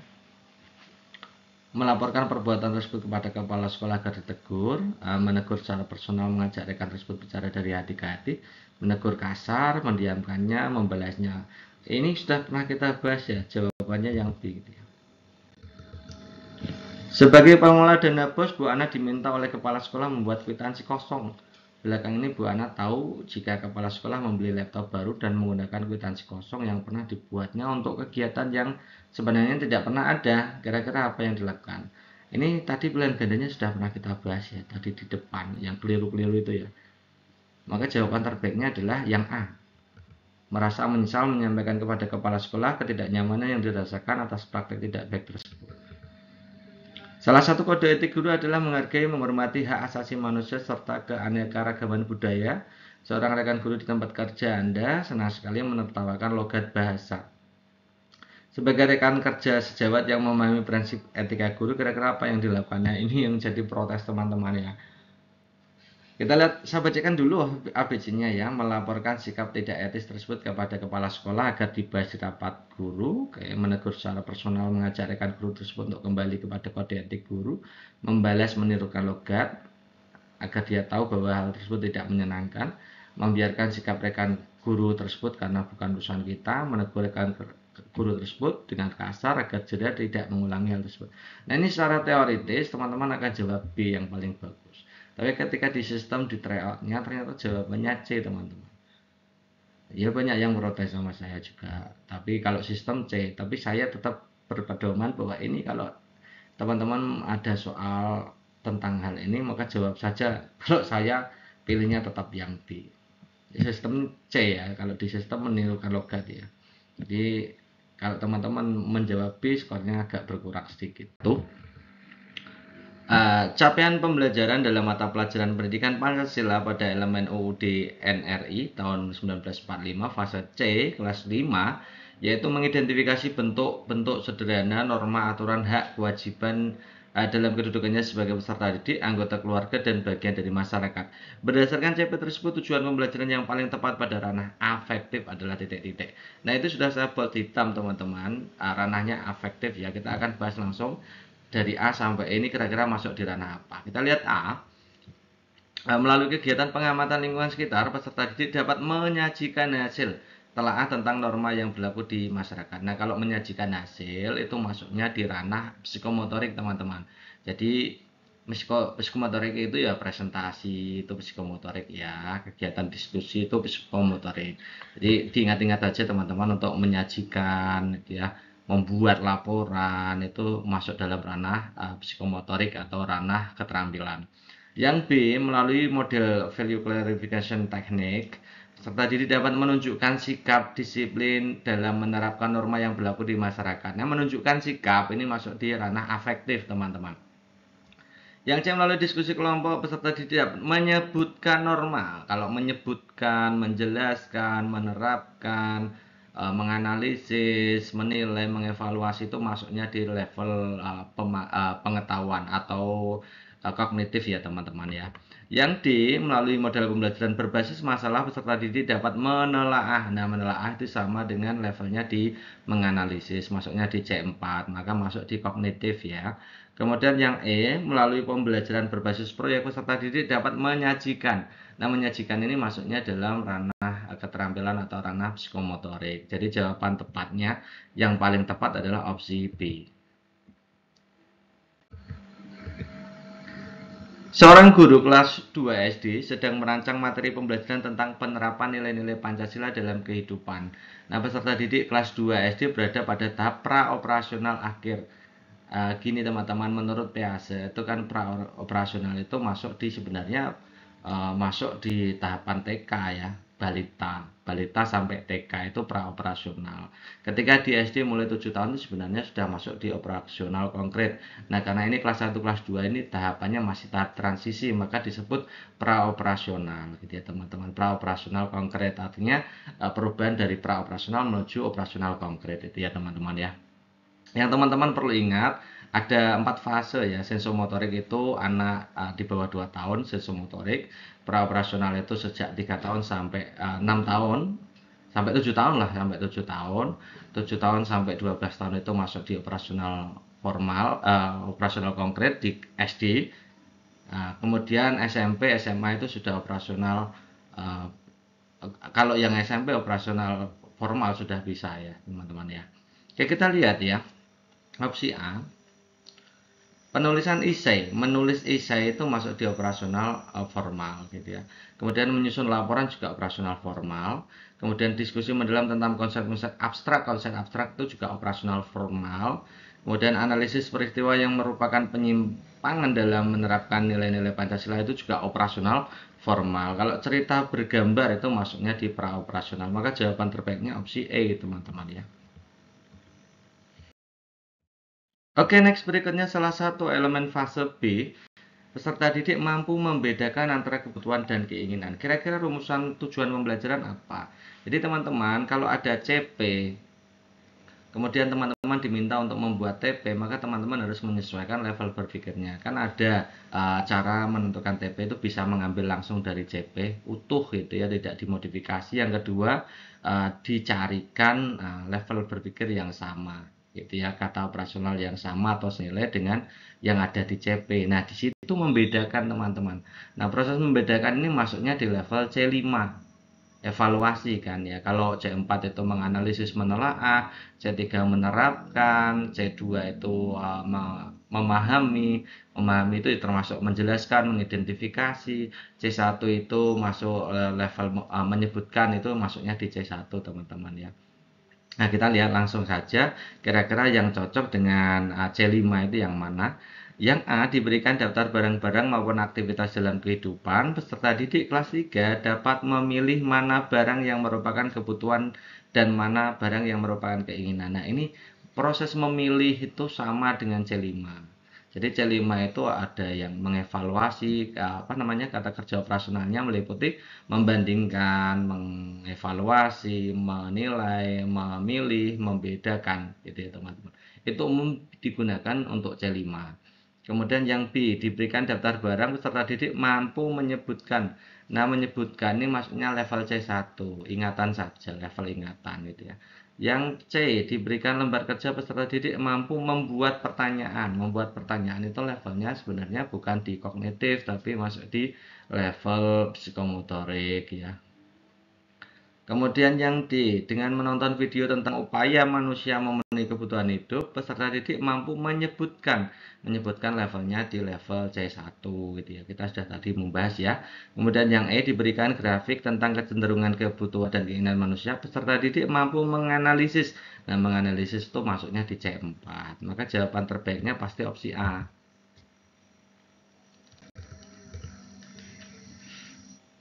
Bu Ani, guru SD Nusantara yang memiliki peserta didik yang sangat beragam. Metode asesmen yang paling sesuai yang bisa diterapkan oleh Bu Ani untuk mengevaluasi pemahaman konsep peserta didik secara individual dalam pembelajaran yang berpusat pada peserta didik. Di situ tujuannya adalah mengevaluasi pemahaman. Berarti masuknya di kognitif ya. Kognitif. Ya, oke, kita langsung bahas kira-kira instrumen apa yang cocok. Lihat A. Penilaian diri yang dilakukan oleh masing-masing peserta didik. Ingat teman-teman, penilaian diri itu masuk di penilaian afektif ya. Penilaian afektif itu apa saja? Contohnya ini teman-teman bisa catat gitu ya. Penilaian afektif itu contohnya di penilaian diri, penilaian antar teman, observasi, jurnal itu masuknya di penilaian uh, sikap atau penilaian afektif. Kemudian yang B, portofolio yang meliputi berbagai tugas dari peserta didik. Nah, portofolio itu masuk di level keterampilan ya, instrumen penilaian keterampilan. Contoh lainnya apa? Selain portofolio, penilaian praktik gitu ya, penilaian praktik misalkan presentasi, menyajikan produk juga masuk di keterampilan. Portofolio jadi praktek, produk, portofolio, kinerja itu masuk juga di keterampilan ya. Kemudian yang C, ujian tertulis. Nah, ujian tulis itu masuknya di penilaian kognitif ya, penilaian pengetahuan atau kognitif. Yang di penilaian teman sejawat itu masuknya di penilaian afektif, tadi kita sudah bahas. Pengamatan perilaku berarti masuknya di penilaian kinerja kan, masuknya di penilaian keterampilan. Maka jawabannya karena di situ narasi soalnya hubungannya dengan pemahaman atau kognitif, mengevaluasi itu kognitif, maka jawabannya adalah C. Tujuan pembelajaran pada mata pelajaran pendidikan Pancasila di SD adalah peserta didik dapat mengidentifikasi keberagaman budaya di Indonesia. Nah, media kreatif inovatif untuk mencapai tujuan ini saya kira pernah kita bahas gitu ya. Kalau ada pertanyaan media kreatif inovatif itu yang memberikan gambaran secara nyata untuk peserta didik. Bentuknya bisa teknologi simulasi itu ya. Biasanya begitu teman-teman. Kalau kita lihat opsi A hanya berupa gambar itu kurang. Yang B buku cerita apalagi, yang C poster, yang D presentasi itu lebih baik daripada ABC. Tapi yang lebih baik lagi adalah yang opsi E teman-teman. Augmented reality itu lebih nyata di peserta didiknya. Jadi jawaban terbaiknya pasti opsi E. Bu Esti adalah guru SD kelas 4. Lingkungan sekolah tempat Bu Esti mengajar adalah pasar. Mayoritas pekerjaan orang tuanya pedagang. Pada pertemuan yang akan datang, Bu Esti mengajak peserta didiknya belajar materi operasi hitung bilangan bulat. Kira-kira desain pembelajaran yang cocok yang mana? Jadi teman-teman harus bisa menggunakan apa namanya lingkungan sebagai sumber belajar. Nah, contohnya ini lingkungannya adalah lingkungan dagang. Kira-kira bagaimana kita mengintegrasikan antara lingkungan belajar yang seperti itu, ya, lingkungan peserta didik yang seperti itu dimasukkan ke dalam lingkup belajar. Coba kita lihat yang A. Guru menjelaskan cara menghitung penjumlahan dua bilangan bulat, kemudian meminta semua peserta didiknya mengerjakan soal latihan. Itu tidak ada hubungannya dengan pengambilan kondisi lingkungan peserta didik sebagai sumber belajar. Jadi yang A nggak mungkin ya. Yang B mengajak peserta didik belajar di luar mengamati pasar dan meminta peserta didik mendata banyaknya jenis dagangan. Oke, kalau mengajak peserta didik keluar untuk mengamati pasar termasuk menggunakan pasar ya, lingkungan peserta didik sebagai sumber belajar, tapi di situ peserta didik mendata banyaknya jenis dagangan, padahal di situ adalah operasi hitung bilangan bulat. itu kurang ya, kurang memberikan ya, tujuannya tidak tercapai nanti. Meskipun itu ya juga bisa untuk kelas bawah lah. Untuk kelas bawah itu biasanya kalau mendata banyaknya jenis dagangan itu kan berarti bisa berhitung 1, 2, 3 kan gitu ya. Nah, tapi kurang ya, saya kira tidak cocok dengan tujuan pembelajarannya. Yang C menampilkan slide presentasi contoh. Itu kalau kita lihat itu tidak menggunakan sumber lingkungan peserta didik sebagai sumber belajar. Yang D mengajak peserta didik bermain peran sebagai pembeli pedagang dengan menggunakan uang mainan untuk menentukan uang kembali. Nah, proses menentukan uang kembali ini kan mengajari tentang pengurangan gitu ya. Jadi yang D ini menggunakan konsep apa namanya lingkungan peserta didik dimasukkan ke dalam lingkup belajar siswa. Jadi jawaban D ini bagus sekali. Yang E mengajak peserta didik melihat tayangan video berarti kurang gitu ya. Kurang tidak menggunakan lingkungan peserta didik sebagai sumber belajar. Jadi jawaban terbaiknya pasti opsi D. Bu Santi sedang mendesain pembelajaran menyimak teks narasi untuk kelas 4. Capaian pembelajaran yang ingin dicapai adalah peserta didik mampu memahami dan memaknai teks narasi yang dibacakan atau dari media audio. Di awal pembelajaran, guru mengungkapkan pertanyaan pemantik, tugas harian yang biasa dilakukan di rumah. Oke, itu pertanyaan pemantik kan ada di pendahuluan ya. Pertanyaan pemantik ini digunakan sebagai pengantar cerita yang akan dibacakan guru. Kemudian guru memberikan lembar kerja peserta didik yang berisi pertanyaan seputar informasi dalam cerita. Oke, setelah itu guru membacakan teks narasi yang berkaitan dengan pekerjaan harian rumah. Peserta didik menyimak cerita sambil mencatat hal-hal penting. Kemudian peserta didik menjawab pertanyaan. Kira-kira aktivitas mana yang dilakukan setelah menjawab pertanyaan? Oke ya. Ini masih dalam tahap awal gitu ya. Yang A mendiskusikan mengoreksi jawaban peserta didik dengan kunci jawaban guru secara klasikal. Tadi kan peserta didik sudah menjawab pertanyaan-pertanyaan secara mandiri. Iya, ini bagus sekali ya. Setelah peserta didik menulis secara mandiri pertanyaan, maka langkah selanjutnya memang harus didiskusikan, kemudian mengoreksi jawaban peserta. Boleh klasikal juga lebih baik ya. Boleh juga dalam lingkup kelompok belajar. Yang A ini bagus. Yang B menganalisis unsur intrinsik. Ya, setelah peserta didik menjawab pertanyaan, masa langsung menganalisis kan belum bisa. Yang C mengaitkan isi cerita dengan pengalaman pribadi. Ya, ini adanya sekat terputus sebenarnya. Sebenarnya C ini bagus sekali. Saya kira saya kemarin juga berpikir jawaban C ini bagus ya. Lebih lebih apa itu namanya lebih mengena. Tapi ternyata kalau kita lihat urutan dari step atau langkah pembelajarannya, yang A lebih masuk akal daripada yang C. Mempresentasikan hasil diskusi, yang belum diskusi kok sudah dipresentasikan, tidak mungkin. Membuat slogan, kalau membuat slogan itu biasanya di akhir pembelajaran, jadi tidak mungkin gitu ya. Maka jawaban terbaiknya adalah opsi A. Pak Nino, guru SD kelas 1, memberikan pilihan tugas kepada peserta didik untuk membuat proyek akhir tentang mengenal lambang negara. Pak Nino memfasilitasi peserta didik sesuai dengan gaya belajar. Kira-kira bentuk penugasannya yang mana? Kita lihat opsi A, tugas menggambar lambang negara bagi peserta didik bergaya belajar visual. Oke, benar. Yang B, tugas menggambar lambang negara peserta didik yang bergaya belajar kinestetik, kurang ya, karena gambar itu hubungannya dengan visual. Kemudian C, menggambar lambang negara bergaya auditori. Auditori itu mendengar, jadi tidak mungkin. Yang D, menggambar lambang negara peserta didik bergaya belajar verbal. Verbal itu kelas ceramah, jadi juga tidak mungkin ya. Yang E apalagi, maka jawaban terbaiknya pasti opsi A. Bu Vera akan mengajarkan kompetensi menjelaskan cara menjaga organ tubuh dengan benar. Bu Vera ingin menerapkan penggunaan teknologi agar siswa lebih mudah memahami materi. Kira-kira teknologi yang lebih efektif yang mana? Tadi kita sudah mengatakan ya, kalau ada pilihan media pembelajaran atau apapun atau sumber belajar yang berupa teknologi, maka harus bisa memberikan pengalaman nyata untuk peserta didik. Kemudian reality ya, realitasnya ada gitu ya. Kita lihat opsi A, memberikan materi dengan bentuk audio. Kalau audio saja itu saya kira kurang gitu ya.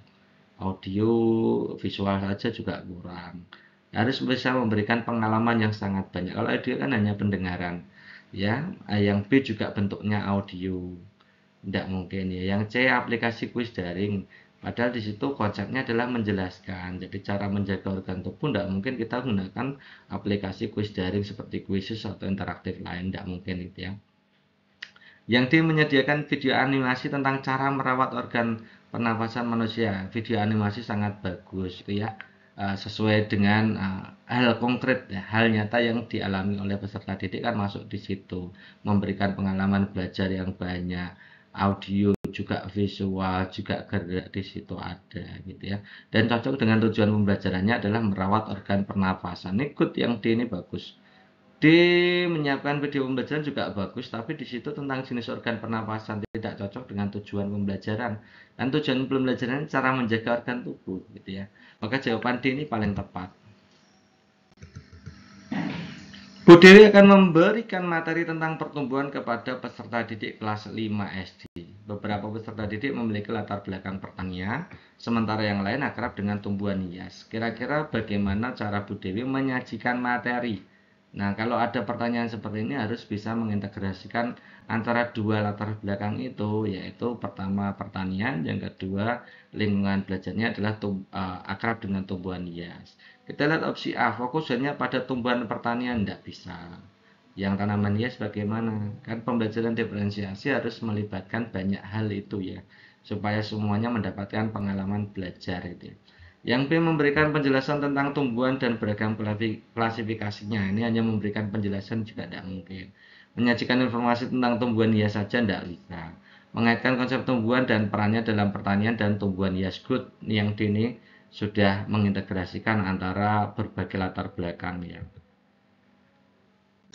Oke, kita mulai dari nomor 1, pertanyaannya panjang sekali. Saya langsung aja ke utamanya ya. Untuk mengembangkan kreativitas peserta didik, langkah pembelajaran apa yang perlu ditambahkan? Itu sudah saya buat hitam ya. Jadi kalau teman-teman nanti diminta untuk menentukan uh, langkah kreatif atau mengembangkan kreativitas siswa, langkah apa yang dilakukan, teman-teman lihat kata kerjanya di situ. Yang pertama itu peserta didik diminta untuk membuat peta konsep. Membuat itu berarti kreatif. Mengerjakan pertanyaan itu berarti menyelesaikan masalah. Menghafalkan tingkatnya rendah, tidak usah dibahas ya. Membuat denah itu juga kreatif. Mengaitkan hal-hal penting itu kognitif ya, tidak kreatif ya. Jadi kalau tidak A ya D ya. Kalau teman-teman lihat itu pada awal pembelajaran membuat peta konsep itu berarti belum sampai ke tahap pembelajaran ya. Harusnya yang paling bagus adalah yang D, gitu. Membuat denah sederhana. Jadi jawaban terbaiknya pasti di opsi D. Ini jawaban paling tepat, gitu ya teman-teman ya. Oke, next berikutnya Pak Kevin sedang mendampingi peserta didik kelas 2 belajar untuk elemen memirsa. Tujuan pembelajaran yaitu peserta didik mampu memahami informasi dari tayangan tentang kebiasaan membuang sampah. Setelah menyimak tayangan tersebut, peserta didik diminta untuk menulis kata kunci dengan bantuan pengatur grafis sederhana. Nah, sebagian besar peserta didik kesulitan menemukan kata kunci. Berdasarkan situasi tersebut, rekomendasi yang tepat dari guru adalah titik-titik. Nah, ini teman-teman, soal-soal seperti ini berkaitan dengan bagaimana cara guru memberikan umpan balik. Nah, kalau ada peserta didik yang mengalami kesulitan, maka umpan baliknya seperti apa? Kalau misalkan ada peserta didik yang keseluruhannya sudah bisa menyelesaikan pembelajaran dengan benar, maka umpan baliknya seperti apa? Gitu teman-teman ya. Kalau ada kesulitan, maka kita harus fokus kepada kesulitan. Kita kasih bantuan atau scaffolding gitu ya. Oke, kita lihat langsung aja yang bisa memberikan bantuan secara langsung untuk menangani kesulitan siswa itu kira-kira apa. Yang A, memberikan pujian. Pujian itu berarti bukan umpan balik untuk yang kesulitan, harusnya yang keberhasilan gitu ya. Memberikan penguatan tentang cara menemukan. Penguatan itu bukan juga ya, bukan. Menyampaikan dukungan agar peserta didik tidak kesulitan. Oke, ini masuk akal. Melatih peserta didik memahami informasi dengan urutan langkah. Melatih ini ya, tidak memberikan secara langsung ya. Mengganti topik tidak mungkin. Ini yang paling mendukung sesuai dengan kesulitan. Kesulitannya adalah tentang menemukan kata kunci. Ini meskipun yang B ini pemberian penguatan itu kurang tepat. Harusnya memberikan apa ya namanya ya, bantuan gitu ya. Maka yang paling tepat ya B ini. Kalau kita lihat dari opsi A sampai E, yang B ini yang paling tepat. Next, berikutnya pada pembelajaran pendidikan Pancasila, guru mengajarkan tentang keragaman suku bangsa di Indonesia. Langkah awal yang dilakukan guru tersebut menentukan tujuan pembelajaran. Langkah selanjutnya yang bisa diterapkan guru dalam rangka implementasi UBD. Nah teman-teman, ini soal ini masuk di konsep pemahaman dulu ya. Kalau teman-teman ingat, UBD itu kan langkah awalnya adalah menentukan tujuan pembelajaran atau TP-nya, kemudian buat asesmennya, baru langkah pembelajarannya. Jadi ketika kita membuat modul ajar, pertama teman-teman harus tahu dulu tujuan pembelajarannya yang dikembangkan dari CP, kemudian buat asesmen dulu, baru asesmen itu dikelola menjadi langkah-langkah pembelajaran. Jadi langkah pembelajaran itu menyesuaikan asesmen, bukan asesmen menyesuaikan langkah pembelajaran gitu ya teman-teman. Oke, jadi langkah setelah apa tadi ya, setelah tujuan pembelajaran maka harus membuat asesmen. Yang A nih berarti jawaban terbaiknya. Pada kegiatan inti pembelajaran matematika SD, seorang guru memberikan masalah pada peserta didiknya sebagai berikut. Dari sekian banyak konsep geometri yang kalian ketahui, tulis bangun geometri yang tersusun dari 4 titik sudut. Tulis bangun-bangun geometri. Nah, guru tersebut menganalisis peserta didik berdasarkan kelancaran, keluasan, keaslian, dan elaborasi. Kegiatan inti tersebut merupakan aktivitas memfasilitasi titik-titik. Nah, ini pertanyaannya dilihat ini. Saya bold hitam. Tulislah bangun-bangun geometri yang tersusun atas 4 titik. Berarti masing-masing siswa itu kemungkinan itu berbeda. Idenya banyak. Nah, kalau terkait dengan ide maka itu kreatif ya. Berpikir kreatif. Nah, jawaban terbaiknya kreatif. Kalau komunikasi itu mengkomunikasikan, menyajikan. Ya, kalau refleksi itu melakukan refleksi. Algoritmis itu tergantung dari langkah pembelajaran, langkah-langkah atau prosedur yang dinilai, gitu ya. Nah, jawaban terbaiknya A. Guru sedang membelajarkan tentang upaya melestarikan kebudayaan untuk menentukan apakah peserta didik sudah memahami cara melestarikan kebudayaan. Ini teman-teman, saya bold hitam itu memahami cara melestarikan kebudayaan. Paham gitu ya. Maka guru melakukan asesmen tertulis bentuk real. Kira-kira pertanyaannya apa? Kita lihat ya. Memahami ya. Memahami itu maksudnya sebenarnya di C2 dia. A. Jelaskan upaya apa saja untuk melestarikan. Kalau diminta untuk menjelaskan berarti C2. Jadi ada upaya-upayanya, kemudian upayanya dijelaskan lebih lanjut. Nah, ini sudah cocok yang A ini. B. Sebutkan cara yang tepat. Ini berarti hanya bagian-bagian saja. Hanya struktur-strukturnya saja. Atau apa namanya, tindakan-tindakan penting saja. Tidak dijelaskan secara detail. Jadi pemahamannya kurang. B. Kurang. C. Buat satu gagasan, ini hanya satu gagasan, jadi kurang ya. Yang E, yang D, apakah apa saja cara yang dapat kamu lakukan, ini juga bentuknya hanya daftar saja, tidak dijelaskan lebih lanjut. Jadi pemahamannya kurang. Yang E, bagaimana kamu mengidentifikasi kebudayaan yang perlu dilestarikan. Ini fokusnya di identifikasi kebudayaan, bukan cara melestarikan. Gitu ya. Jadi jawaban terbaiknya pasti opsi A.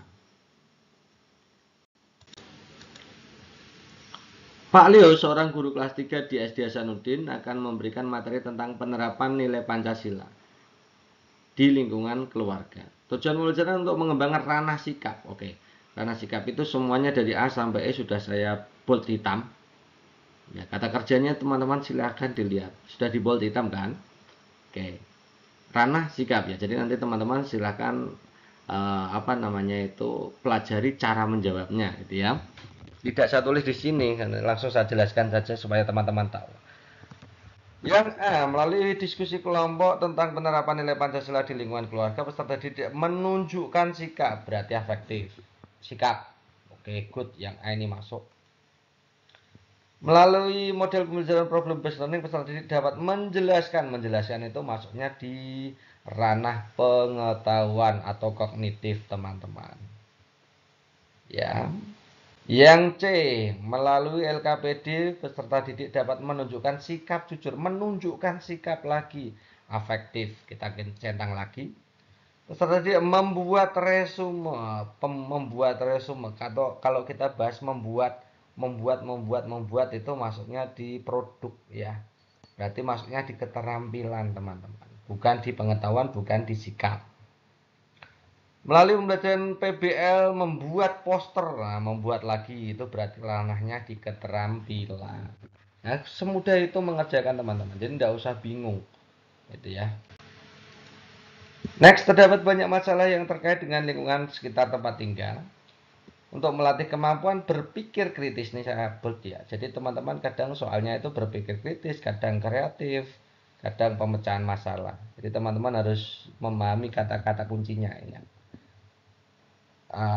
Untuk melatih kemampuan berpikir kritis dalam suatu kegiatan belajar IPAS, guru memberikan masalah sering muncul saat musim hujan tiba, yaitu banjir. Guru meminta peserta didik memikirkan upaya mengatasi banjir.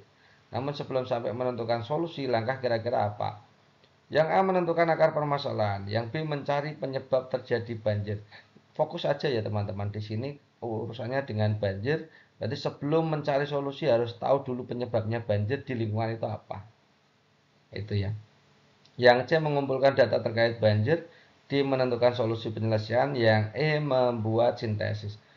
Karena di sini sebelum menentukan solusi maka yang opsi D tidak mungkin, opsi E itu juga tidak mungkin. Maka jawaban terbaiknya opsi B.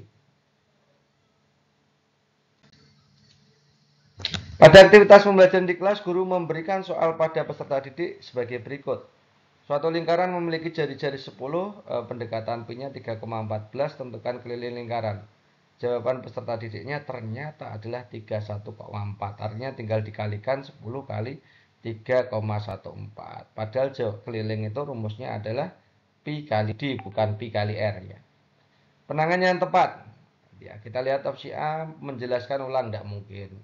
Pertanyaan pancingan tidak mungkin juga. Ini jawabannya scaffolding atau pemberian bantuan secara langsung kepada peserta didik bagaimana cara menentukan keliling lingkaran. Ya, bentuk umpan balik yang paling tepat adalah scaffolding. Itu sudah diulang dengan berbagai variasi soal. Teman-teman harus jeli ini ya teman-teman ya. Strategi pembelajaran mengenal keragaman budaya nasional dengan konteks kebinakaan masyarakat untuk mengembangkan literasi sosial. Teman-teman tahu literasi sosial? Literasi sosial itu kemampuan, kan teman-teman harus tahu 7 literasi ya. Yang sudah keluar adalah literasi digital, kemampuan mengeksplorasi digital, kemudian literasi baca tulis, kemudian literasi numerasi, kemudian literasi sosial. Kalau literasi sosial itu kecakapan peserta didik dalam berinteraksi dengan lingkungan sosialnya, gitu ya. Kira-kira strategi yang benar yang mana? Kita lihat ya. Tadi saya tekankan ya, kalau literasi sosial kemampuan berinteraksi. Oke. Yang A, memberikan pengetahuan tentang kehidupan sosial kepada peserta didik. Kemampuan berinteraksi hubungannya dengan psikomotorik, afektif psikomotorik, bukan ke pengetahuan teman-teman. Yang A tidak mungkin. Mengajarkan kepada peserta didik empati antar sesama, yes, ini good ya. Kemudian yang C, memberikan lembar kerja mengidentifikasi itu pengetahuan. Padahal kalau literasi sosial hubungannya dengan apa tadi, sikap dan psikomotorik atau sikap dan keterampilan ya. Keterampilan berinteraksi dan sikap. Itu fokusnya di situ. Yang D, menggali sikap, meskipun ini menggali sikap ya hubungannya dengan sikap, tapi kalau istilahnya menggali sikap itu berarti fokusnya ke abstrak. Padahal kemampuan berinteraksi itu langsung, bukan abstrak gitu ya. Ini terlalu abstrak yang D. Yang E, memberikan aktivitas membaca bacaan. Membaca bacaan itu bukan literasi sosial, tapi literasi baca tulis. Itu ya teman-teman ya. Oke, maka jawaban terbaiknya opsi B.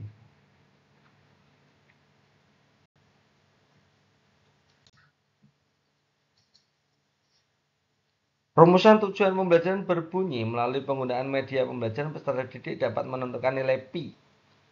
Jika rumus keliling lingkaran sudah dipelajari, bahan berupa benang, meteran, lingkaran dengan berbagai ukuran jari-jari tersedia, maka media belajar yang cocok yang mana? Kita lihat opsi A. Kertas plano isinya ukuran jari-jari keliling, perhitungan keliling lingkaran dibagi 2 jari-jari. Oke, good, ini bagus ya, benar ini. B, media berupa gambar-gambar lingkaran. Ini tidak mendukung dengan yang diterangkan di soal. Yang C, media berupa guntingan-guntingan kertas ini juga tidak mendukung dengan bagaimana cara menentukan P. Yang D, berupa grafik isinya gambar lingkaran sembarang, ini juga tidak mendukung dengan langkah pembelajaran yang dilakukan. Yang E juga tidak mendukung, maka jawaban terbaiknya pasti opsi A. Salah satu permasalahan yang dihadapi oleh guru dalam pembelajaran yakni keterlibatan peserta didik. Guru dapat melakukan aktivitas berikut untuk meningkatkan keaktifan peserta didik, yakni peserta didik satu persatu diminta ke depan. Ini perhatikan teman-teman, ini keterlibatan peserta didik ini langsung ya. Keseluruhan peserta didik harus terlibat di situ secara langsung gitu ya. Kita sudah pernah bahas ini ya. Kira-kira aktivitas peserta didik yang melibatkan peserta didik secara langsung yang mana? Yang A, peserta didik satu persatu diminta ke depan untuk menunjukkan objek. Ini kan berarti semua peserta didik terlibat, masuk yang A. Yang B, meminta peserta didik membersihkan papan tulis. Ini tidak ada terkaitannya dengan pembelajaran ya. Yang C, guru menggali akar permasalahan dulu kemudian peserta didik yang tidak aktif. Oh, ini bukan berarti ya. Yang D, menunjukkan beberapa gambar terkait materi kepada peserta didik. Ini juga tidak terlibat secara langsung ya, hanya perubahan medianya saja. Yang E, melibatkan banyak media. Ini banyak media tapi tidak langsung ke peserta didik. Kalau terlibat peserta didik ya langsung A ini saja. Nanti kalau ada pertanyaan semacam ini jawabannya yang ini, yang A ya. Saat pembelajaran menyimak puisi melalui audio di kelas 4, Adi dan Tuti mengalami kesulitan mengikutinya karena dia mempunyai masalah dengan pendengarannya. Supaya mereka berdua tetap dapat menyimak dengan baik, salah satu yang dapat dilakukan guru kira-kira apa? Kalau ada kesulitan dalam hal pendengaran, maka harus ada pendampingannya, pendampingan terstruktur ya. Ini termasuk dalam pembelajaran inklusi. Dalam usaha mengembangkan kemampuan numerasi peserta didik, penting bagi guru untuk memberikan dukungan tambahan. Ini saya beltitam. Dukungan tambahan kepada peserta didik mengalami kesulitan. Kira-kira strategi pengajaran efektif mengembangkan kemampuan numerasi. Jadi dukungan tambahan dalam rangka mengembangkan kemampuan numerasi itu kira-kira apa? Yang A, memperbanyak penjelasan. Numerasi itu tidak terkait dengan penjelasan yang harus banyak, tidak terlalu ya. Jadi A ini bukan. Variasi soal numerasi yang diberikan kepada peserta didik didominasi. Tidak ya, jadi kemampuan numerasi itu tidak hanya terkait dengan menjawab soal yang sebanyak-banyaknya, bukan, tapi kemampuan peserta didik dalam menggeneralisir ya, atau menggunakan konsep matematis ke dalam kehidupan nyata. Itu kemampuan numerasi. Jadi A yang B ini bukan. Yang C, memberikan remedial bagi peserta didik yang mengalami kesulitan. Nah, ini cocok dengan dukungan tambahan. Kalau ada yang kesulitan, dikasih remedial atau dikasih pendampingan. C ini bagus. Yang D, memberikan banyak penugasan. Sudah kesulitan, tidak mau dibantu, malah dikasih banyak penugasan. Kan tidak mungkin ya teman-teman ya. Yang E, menekankan pada hafalan rumus. Numerasi tadi terkaitnya dengan kemampuan peserta didik dalam menerapkan konsep matematis ke dalam kehidupan nyata.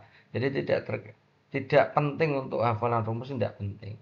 Yang penting anak bisa menggunakan konsep matematis dalam kehidupan nyata, bisa mengaplikasikannya, gitu ya. Sebuah modul ajar IPAS di sekolah dasar berisi konten pembelajaran IPAS kelas 5 SD memperkenalkan konsep gerak benda dan gaya. Peserta didik belajar tentang berbagai jenis yang mempengaruhi gerak benda. Guru ingin menilai HOTS lewat kognitif C5. Kira-kira yang C5 yang mana? Langsung saja kita bahas ya. Identifikasi benda-benda di sekitar. Identifikasi itu masuknya di C2. Mengikuti instruksi itu berarti masuknya bukan di kognitif tapi psikomotorik. Ya, modifikasi kelasnya. Memprediksi C5. Memilih itu C5 juga sebenarnya. Mengukur kecepatan benda dengan alat ukur itu masuknya di keterampilan. Gitu ya. Jadi kalau enggak C ya D. Kalau kita lihat berdasarkan analisis soalnya yang paling bagus yang C ini. Lebih mendalam ya. Pak Rudi adalah kepala sekolah di suatu sekolah dasar, menerapkan Permendikbud nomor 82 2015 tentang pencegahan penanganan tindak kekerasan lingkungan satuan pendidikan. Ini sudah pernah kita bahas ya. Jadi Permendikbud 82 itu kira-kira tentang menciptakan kondisi pembelajaran aman, nyaman, menyenangkan, menghindari tindakan kekerasan. Ini sudah kita bahas, jadi tidak usah kita bahas lebih lanjut ya. Jadi kalau ada soal tentang Permendikbud 82, itu jawabannya yang aman, nyaman, menyenangkan, menghindari tindak kekerasan. Seorang guru melakukan pembelajaran di kelas untuk membuat peserta didiknya kompeten tentang operasi penjumlahan dua bilangan positif. Untuk mencapai harapan tersebut, guru melakukan pengelolaan keras berpusat pada peserta didik. Kalau kita ingat berpusat pada peserta didik, maka teman-teman sudah pernah kita berikan triknya dulu ya. Ada dua hal ya yang paling jadi fokus. Yang pertama ada pembagian kelompok, ada kegiatan kelompok, diskusi. Kemudian yang kedua adanya mengkomunikasikan. Ya, ada diskusi, ada komunikasi. Ya, pembagian kelompok, ada presentasi. Gitu ya. Kita lihat opsi A, guru menjelaskan cara menjumlahkan dua bilangan positif. Tiap peserta didik diberi soal menghitung. Ini yang A tidak ada presentasi, tidak ada diskusinya. Berarti yang A bukan. Yang B kita lihat, silakan teman-teman baca di situ, dibagi menjadi 5 kelompok. Oh, ada kelompoknya. Kemudian diskusinya ada. Kemudian presentasinya ada. Yes, yang B ini masuk. Yang C tidak ada sama sekali, tidak usah.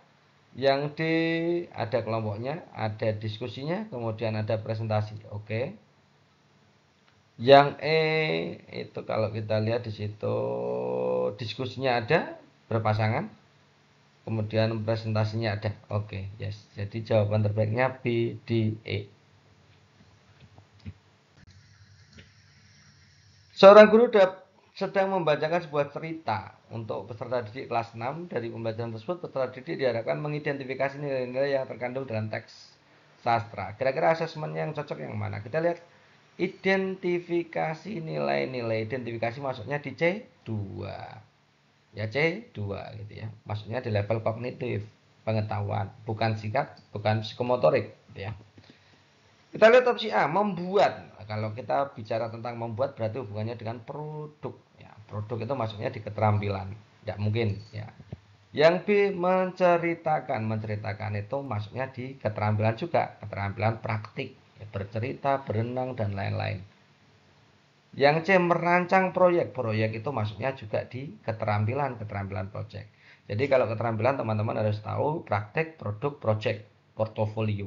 Itu keterampilan. Memberikan 5 soal benar salah. Benar salah berarti tes tertulis ya. Tes tertulis. Tes tertulis itu masuknya di kognitif. Berarti masuk ya, yes ya. Karena identifikasi masuknya di kognitif. Melakukan presentasi. Presentasi itu praktik, jadi bukan. Nah gitu cara jawabnya, hanya seperti itu.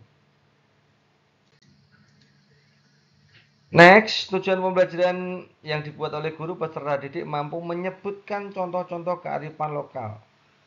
Untuk mengukur apakah tujuan tersebut tercapai atau tidak, maka asesmen yang cocok yang mana? Ini hanya menyebutkan contoh-contoh, berarti kan ada banyak contoh kan ya.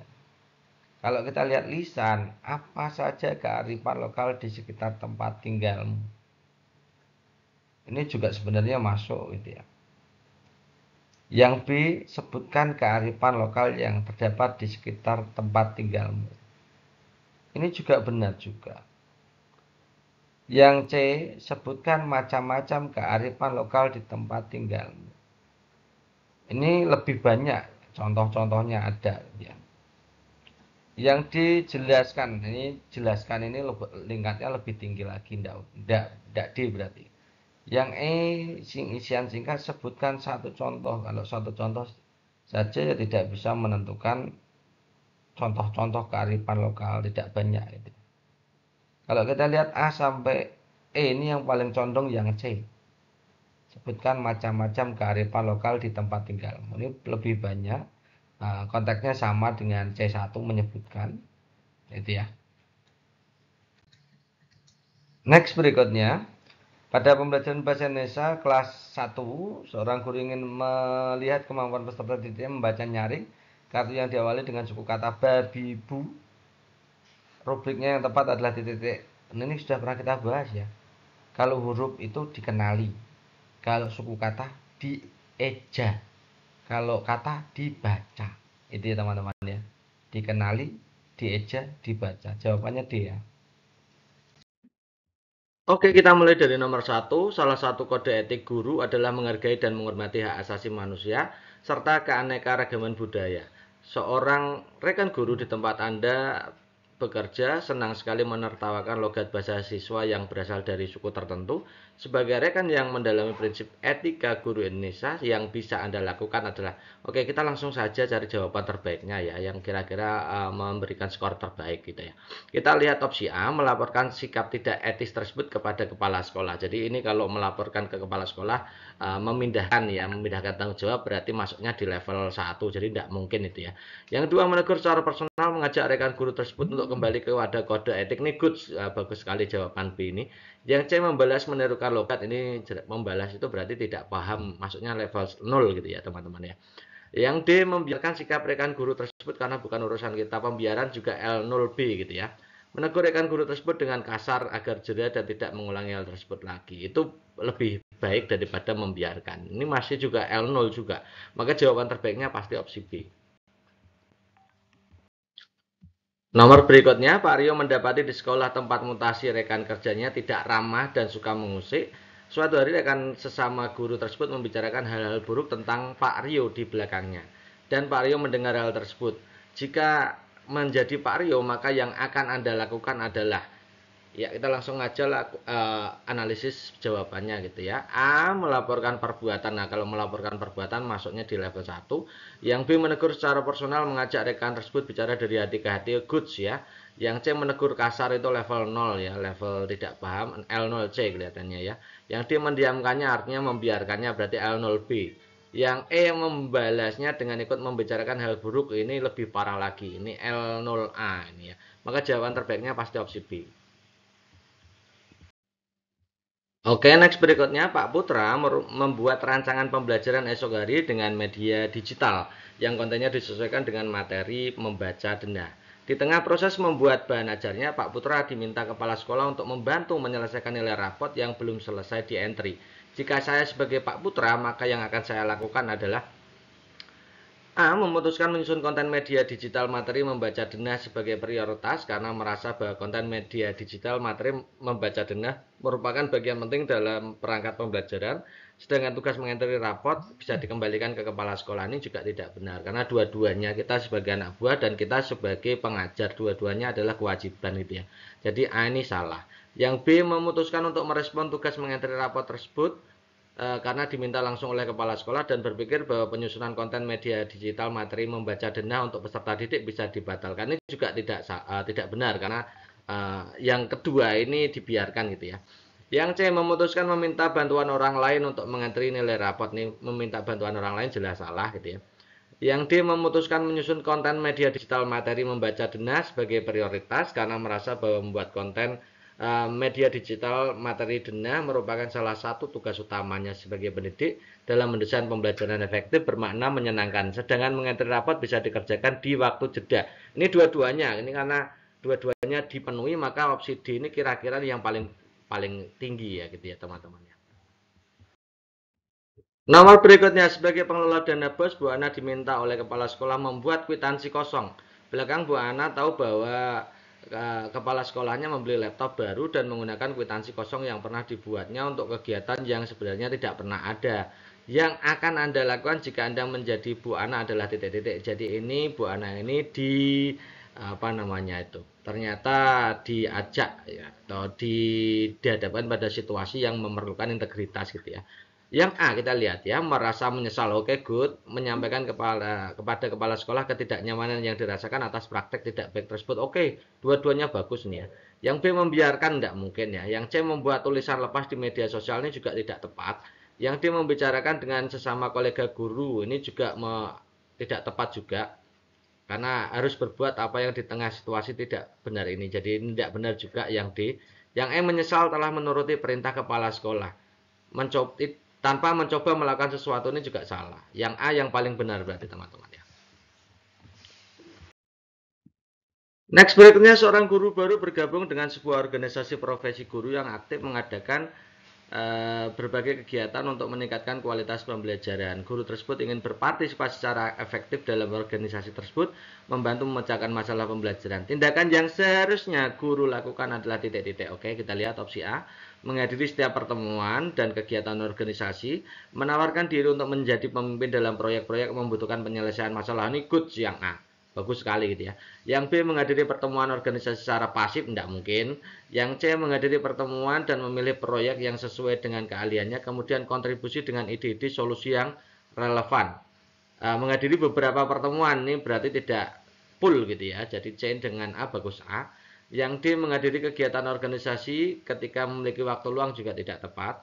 Menjadi anggota organisasi tersebut sebagai wujud kontribusi sebagai guru tanpa partisipasi aktif. Jadi paling bagus yang A gitu teman-teman ya. Next, kita masuk ke nomor berikutnya. Seorang guru menyadari bahwa beberapa peserta didik mengalami kesulitan dalam mengikuti pembelajaran karena kurangnya dukungan pembelajaran di rumah. Guru tersebut ingin membantu orang tua agar dapat lebih efektif mendukung pembelajaran anak-anak mereka di rumah. Tindakan yang seharusnya guru lakukan ini tentang bagaimana kita mengkolaborasikan antara tugas orang tua dengan tugas guru gitu ya teman-teman ya. Langsung kita lihat opsi pilihan gandanya. A, menyusun modul pembelajaran yang bisa diakses oleh orang tua secara online tanpa adanya komunikasi langsung. Ini ada kata-kata tanpa, ini berarti bukan gitu ya. Yang B, mengadakan pertemuan rutin dengan orang tua, memberikan panduan dan strategi pembelajaran di rumah. Oke. Mendengarkan umpan balik mereka, ini good. Yang B ini bagus sekali. Yang C, memberikan tugas tambahan kepada peserta didik untuk dikerjakan di rumah dengan harapan ini masih ada harapan ya, masih dengan harapan, berarti C-nya masih di bawahnya yang B gitu ya teman-teman ya. Yang D, mengirimkan pesan singkat melalui aplikasi pesan setiap minggu untuk mengingatkan orang tua. Ini berarti prosesnya mengingatkan saja, bentuk kolaborasinya. Jadi yang D ini juga masih di bawah B. Yang E, mengundang orang tua wali untuk datang ke sekolah saat acara khusus dan memberikan penjelasan singkat tentang pentingnya. Ini berarti hanya memberikan kolaborasinya, hanya memberikan penjelasan tentang pentingnya. Jadi yang memberikan kolaborasi yang terbaik adalah opsi B. Next, soal berikutnya, seorang guru ingin melibatkan orang tua, wali, dan masyarakat dalam proses pembelajaran untuk memperkaya pengalaman belajar. Jadi ini ada upaya dari guru untuk melakukan kolaborasi dengan orang tua atau masyarakat gitu ya. Kemudian membuat pembelajaran lebih berpusat pada peserta didik. Oke, tindakan yang seharusnya guru lakukan adalah, langsung kita analisa saja.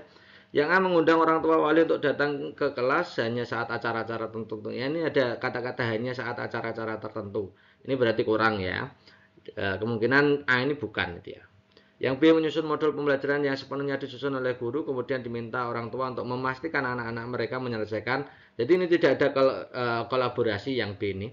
Yang C, mengirimkan survei kepada orang tua untuk mengetahui minat mereka dalam partisipasi dalam pembelajaran, namun tidak menindaklanjutinya. Ini jelas C salah. Yang D, mengadakan sesi wawancara dengan orang tua, memahami keahlian dan pengalaman mereka yang bisa dibagikan kelas, lalu menyusun jadwal kunjungan atau sesi berbagi kelas. Oke, ini good sekali yang D ini. Yang E, menyusun program pembelajaran melibatkan proyek-proyek berbasis komunitas namun tidak berkonsultasi. Nah, ini tidak ada konsultasi berarti jelek gitu ya. Maka jawaban terbaiknya pasti opsi D. Next, selanjutnya seorang guru di sekolah Anda mengamati bahwa hasil belajar peserta didik dalam mata pelajaran tertentu menurun secara signifikan. Sekolah memutuskan untuk membentuk tim kerja yang terdiri dari beberapa guru untuk mencari solusi dan strategi yang dapat meningkatkan hasil belajar peserta didik. Inisiatif yang seharusnya Anda berikan untuk mencapai tujuan bersama dalam peningkatan pembelajaran adalah titik-titik. Jadi apa yang Anda lakukan dalam kerja tim tersebut, memberikan inisiatif seperti apa gitu ya. Kita lihat opsi A. Menunggu instruksi, jelas salah gitu ya. Tidak usah dibaca lebih lanjut kalau menunggu instruksi gitu ya. Yang B, mengusulkan untuk mengadakan rapat mingguan, ini bentuknya usul gitu ya. Rapat mingguan guna membahas kemajuan, tantangan yang dihadapi, serta ide-ide baru untuk meningkatkan pembelajaran. Ini hanya memberikan usul. Usul itu masuknya di L1. L1 ya.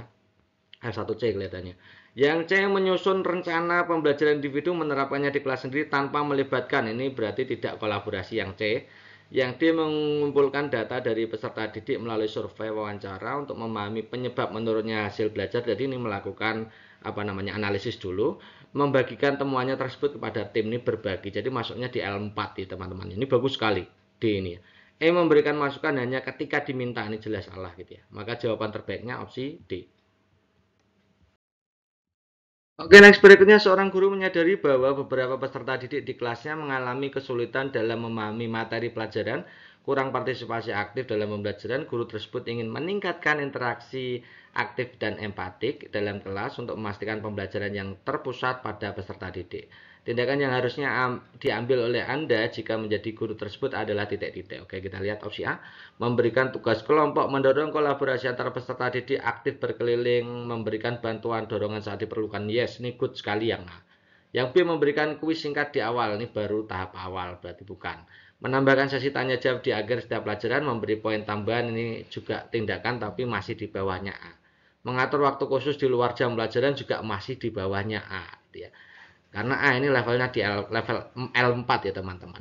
Menggunakan metode ceramah memberikan contoh praktis ini juga di bawahnya level 4. Yang level 4 yang A gitu ya teman-teman. Kalau kita amati berarti level tertingginya di opsi A, maka jawaban terbaiknya A. Oke, next berikutnya seorang guru mengamati bahwa beberapa peserta didik sering terlibat dalam kegiatan bermain yang berisiko saat istirahat, seperti memanjat pagar dan berlari di sekitar area yang licin. Guru khawatir hal tersebut dapat membahayakan keselamatan mereka. Tindakan yang seharusnya guru lakukan untuk menerapkan kepedulian terhadap keselamatan dan keamanan peserta didik. Oke, kita langsung analisa saja jawabannya yang A. Mengarahkan peserta didik untuk bermain di area yang aman, memperkenalkan permainan alternatif yang lebih aman dan menyenangkan. Ini good, bagus sekali gitu ya. Yang B, mengabaikan kegiatan tersebut, tidak mungkin jawabannya B. Yang C, mengarahkan peserta didik untuk bermain di area yang aman, memperkenalkan permainan alternatif yang lebih aman dan menyenangkan. Ini sama dengan opsi A nih, kebetulan ya teman-teman ya. Ini yang benar yang mana? A dan C ini dua-duanya sama ya. Mengadakan pertemuan dengan orang tua peserta didik untuk diskusi kekhawatiran tentang keselamatan, meminta mereka memberitahu anak-anak, berarti ini melemparkan tanggung jawab kepada orang tua. Yang M, memberikan teguran keras dan hukuman kepada peserta didik, tidak mungkin. Jadi jawabannya kalau nggak A ya C teman-teman ya. Next berikutnya, setelah mengajar satu semester, Anda menyadari bahwa beberapa metode pengajaran yang Anda gunakan tidak memberikan hasil yang maksimal bagi perkembangan peserta didik. Anda ingin meningkatkan efektivitas pengajaran Anda di semester berikutnya. Bentuk refleksi perencanaan kebutuhan pengembangan diri yang berpusat pada peserta didik yang mana? Oke, kita lihat opsi A, merefleksikan diri sendiri atas hasil yang kurang memuaskan, mencoba menemukan metode pengajaran baru tanpa melibatkan peserta didik. Ini salah itu ya, tanpa melibatkan. Yang B, mendiagnosa metode pengajaran yang mereka anggap efektif dan merencanakan strategi baru berdasarkan masukan dari peserta didik dan rekan sejawat. Ini good sekali, ada kolaborasi dan evaluasi. Yang C, merasa metode pengajaran sudah efektif, jadi ini tidak pandai refleksi. Tidak mungkin jawabannya C. Menggunakan hasil refleksi menjadi bahan renungan diri agar menjadi semester berikutnya menjadi lebih baik. Ini bentuknya masih refleksi awal gitu ya. Yang E, mengikuti pelatihan profesional secara mandiri, menguji cobakan penerapan semua metode yang dipelajari pada peserta didiknya. Ini yang E ini uh, bagus, tapi lebih bagus yang B gitu teman-teman ya. Next berikutnya, setelah mengikuti berbagai pelatihan pengembangan diri, Anda mendapatkan banyak metode baru yang dapat digunakan dalam pembelajaran. Cara yang bisa Anda gunakan untuk menerapkan hasil pengembangan diri ini agar kualitas pembelajaran meningkat adalah titik-titik. Oke, kita langsung analisa aja jawabannya. A, menyimpan metode baru yang dipelajari untuk digunakan di masa depan. Ini nggak mungkin ya. Yang B, mengidentifikasi kebutuhan spesifik peserta didik. Oke, good. Ini bentuk evaluasi. Memilih menyesuaikan metode yang paling relevan. Ini good. Bagus sekali yang B ini. Yang C, mengikuti pelatihan profesional secara mandiri, berarti masuk L2, masih tahap mencari itu ya. Jadi L2 tipe B. Yang D, menerapkan semua metode baru secara bersamaan tanpa menyesuaikan. Ini berarti tidak paham, L0 itu ya. Memilih beberapa metode yang dianggap paling inovatif dan menerapkannya di kelas tanpa melakukan evaluasi. Ini L2 tapi tanpa evaluasi gitu ya teman-teman. Jadi jawaban terbaiknya pasti opsi B. Next berikutnya, seorang guru sedang mengajar di kelas dan mendapati seorang peserta didik yang terus-menerus mengganggu proses pembelajaran. Guru tersebut tahu bahwa peserta didik ini memiliki masalah di rumah yang mempengaruhi perilakunya di sekolah. Sebagai guru yang ingin menerapkan makna tujuan pandangan hidup berdasarkan prinsip moral dan keyakinan terhadap Tuhan Yang Maha Esa, tindakan yang sebaiknya Anda lakukan jika menjadi guru tersebut adalah titik-titik. Oke, kita lihat A. Mengajak peserta didik tersebut berbicara secara pribadi setelah kelas selesai, memahami masalah yang dihadapi, mencari solusi bersama. Ini good sekali. Ini kemungkinan besar jawabannya A. Yang B, meminta peserta didik tersebut untuk keluar dari kelas sejenak untuk merenungkan perbuatannya. Ini berarti mengusir sementara ya. Jadi B ini kurang ya. Yang C, memberi teguran keras, jadi tidak mungkin. Yang D, menyampaikan perilaku peserta didik tersebut kepada kepala sekolah, jadi pelimpahan tanggung jawab, tidak mungkin. Yang E, memaklumi, tidak mungkin lagi. Maka jawaban terbaiknya pasti opsi A. Next, berikutnya Anda adalah seorang guru di sebuah sekolah dasar. Suatu hari Anda mengetahui bahwa salah satu rekan kerja Anda yang juga guru memberikan nilai yang tidak adil kepada beberapa peserta didik karena alasan pribadi. Berarti ini pelanggaran etik ya. Anda tahu bahwa tindakan ini melanggar kode etik guru. Sebagai rekan guru kerja sekaligus guru, yang harus Anda lakukan untuk menangani situasi ini kira-kira apa? Oke, kita lihat yang A. Mengabaikan masalah ini tidak mungkin. Yang B, mengumpulkan bukti-bukti, melaporkan rekan kerja tersebut secara anonim ke komite etik sekolah, ini juga tidak mungkin ya. Yang C, mengajak rekan kerja tersebut berbicara secara pribadi untuk memahami alasannya, menasihatinya agar memperbaiki nilai peserta didik sesuai dengan kinerja mereka. Oke, good nih yang C. Yang D, mendiskusikan masalah ini kepada kepala sekolah, jadi tidak mungkin ada pelibatan orang lain ya, pihak lain tidak mungkin. Yang E, menegur rekan kerja tersebut secara langsung di depan guru-guru lain, ini mempermalukan juga, ini tidak mungkin. Maka jawaban terbaiknya opsi C, kelihatan sekali ya. Oke, itu dulu teman-teman untuk pembahasan kita kali ini. Tetap stay tune di channel kita tercinta. Dan jangan lupa berikan komentar teman-teman pada video ini, ada yang bertanya atau apa, atau diskusi tentang apa, silahkan teman-teman tulis di kolom komentar gitu ya. Terima kasih atas perhatiannya. Wassalamualaikum warahmatullahi wabarakatuh.